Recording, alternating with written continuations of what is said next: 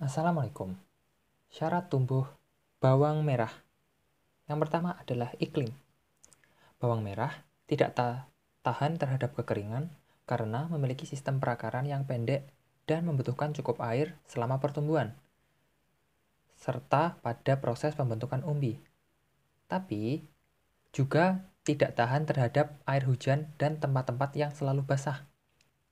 Oleh sebab itu, sebaiknya bawang merah ditanam pada musim kemarau atau pada akhir musim penghujan agar lebih terhindar dari air yang berlebih.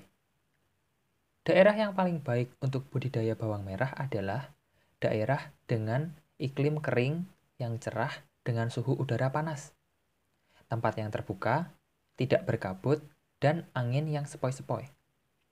Daerah yang mendapat sinar matahari penuh juga sangat diutamakan, dan lebih baik jika lama penyinaran matahari lebih dari 12 jam.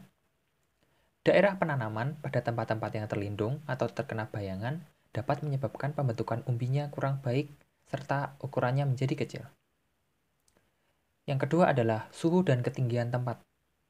Dataran rendah sesuai untuk membudidayakan tanaman bawang merah.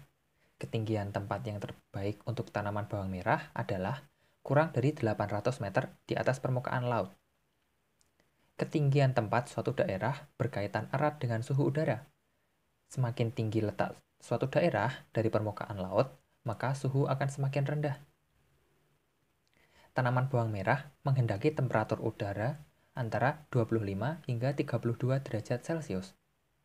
Tanaman bawang merah menghendaki areal penanaman terbuka karena tanaman ini memerlukan penyinaran yang cukup, minimal sekitar 70% intensitas cahaya matahari. Iklim yang agak kering serta kondisi tempat yang terbuka sangat membantu proses pertumbuhan tanaman pada proses produksi.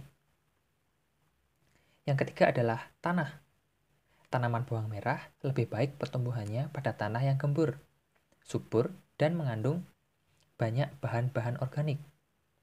Tanah yang sesuai bagi pertumbuhan bawang merah misalnya adalah tanah lempung berdebu atau lempung berpasir. Yang terpenting adalah keadaan air tanahnya tidak menggenang. Pada lahan yang sering tergenang, air harus dibuat saluran pembuangan air atau drainase yang baik. Sekian, terima kasih apabila mendengarkan hingga sampai titik ini. Wassalamualaikum warahmatullahi wabarakatuh.